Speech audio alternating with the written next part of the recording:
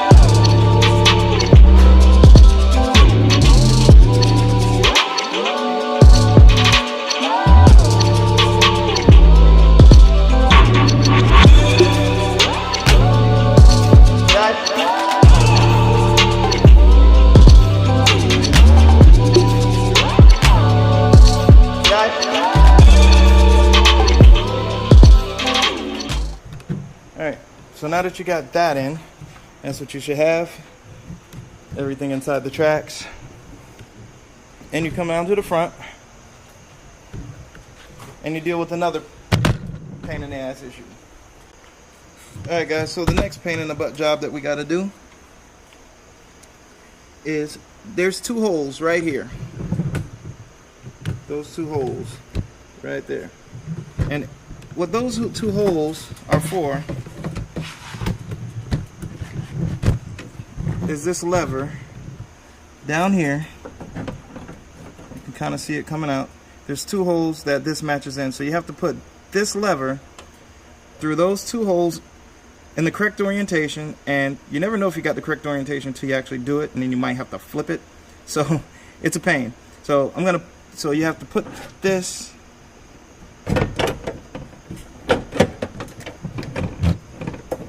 in here, and then you have to take this other side right here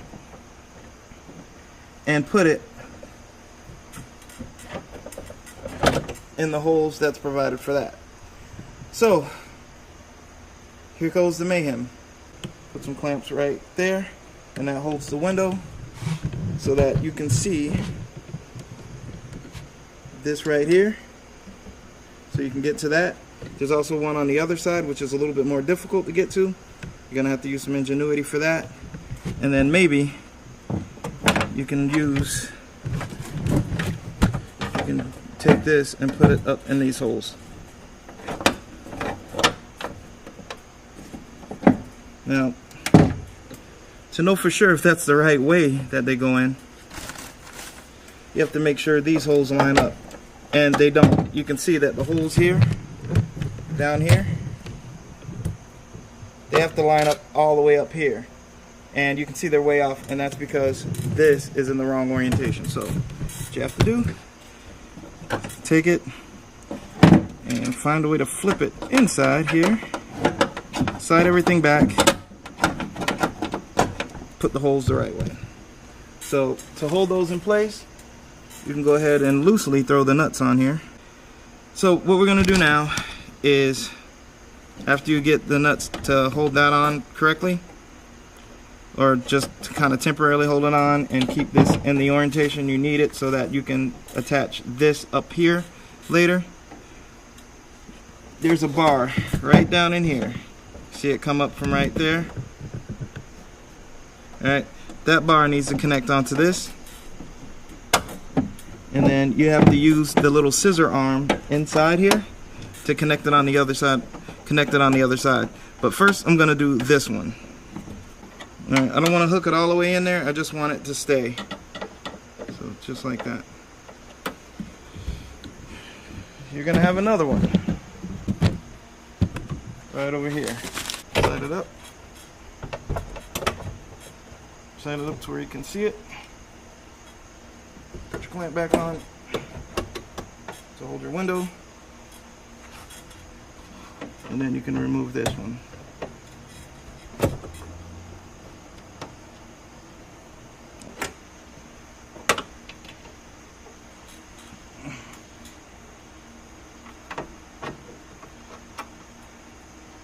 You have to take this piece here, the same piece that you started before. You have to lift everything up.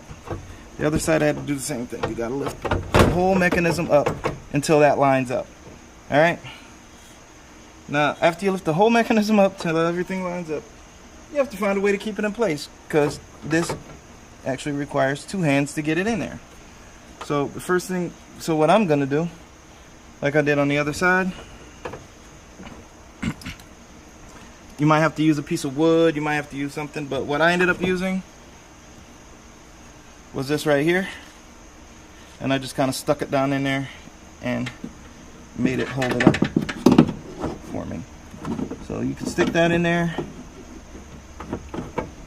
the best way you can and make it hold it for you. Stick the screw on the end of the magnet.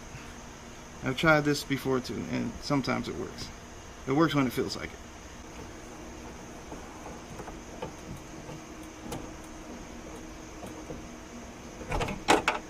Alright, so at least it's in, and I can straighten it up. Here you can see that in there.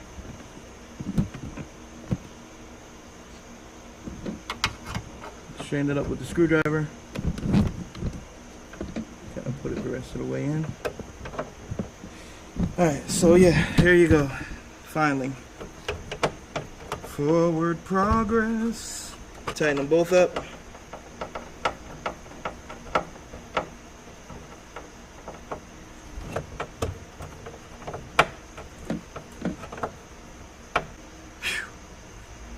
What a pain in the butt. Alright, so now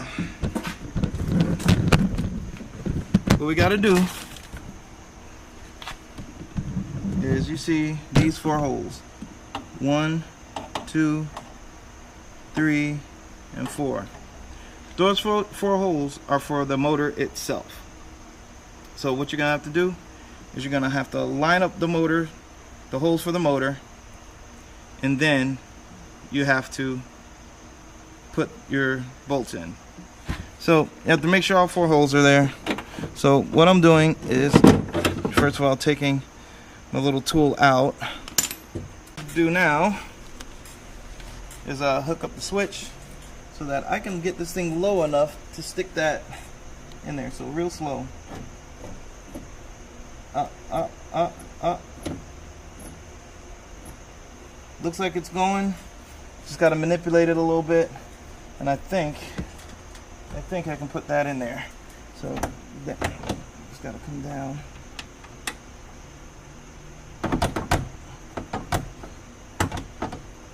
All right, so that worked. So now everything's in. It's in loosely because it's supposed to be. Now, all you got to do is tighten everything up. So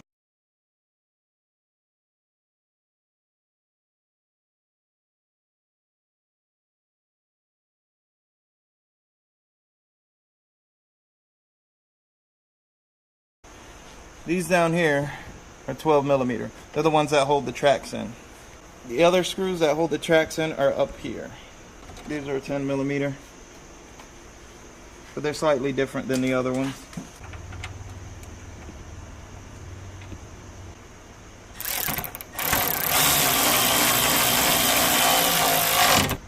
And you got one right in there.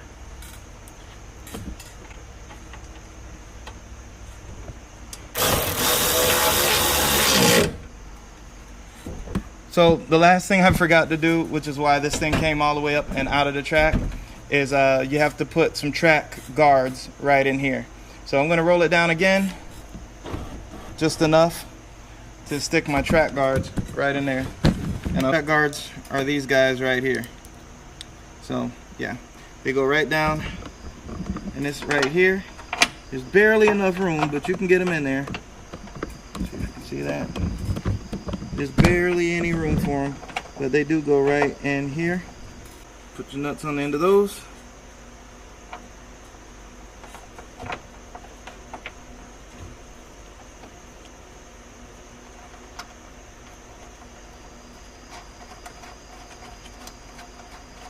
One, and then you just you got to do the other one. So what these do is these keep your windows from flying all the way up and out of the track, like mine just almost did. So yeah, just try to line it up the best you can. That'll give you the proper height that the window needs to go up in order to stop where it needs to stop for maximum seal.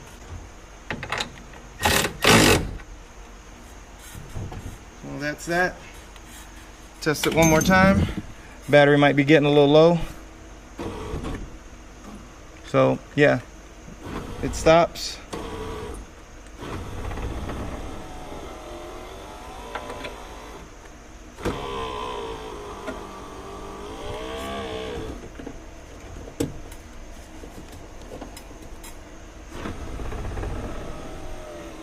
It's a little jittery in there, so I'm gonna have to spray a little something in there. But that's it. That's how you go ahead and assemble this thing. Yeah, so that's it, guys. That's how you go ahead and put your window regulator back together. You put your window back in, you put your door handles on, and that's how you do that. So I'm gonna go ahead and start cleaning off the door panels and get ready to start fitting those in so that we have some working stuff. So see you in a bit. Hey, what's up, everybody? Yeah, it's a bunch of days down the line. You know, these videos are just getting longer and longer winded, but it's okay because check this out. I don't know if I showed you this, but check it out. No more stick of faith. Check this out. Look, it stands up on its own. I put new shocks on this thing, and you know, I really wish I could have gone through and gave you the steps on this, but it did require drilling out some stuff. Oh, hold on. Okay, there it is. But it did require drilling out some stuff, and you know, I really, you know, too bad I didn't do a tutorial on it. Apologize for that. But also, just to show you, those chips in the car. Well, you can kind of see there's still one right here. You can barely see it, but it's right there. And I went ahead and just filled them in with a little bit of leftover paint that I had, and just kind of wet sand and buffed it.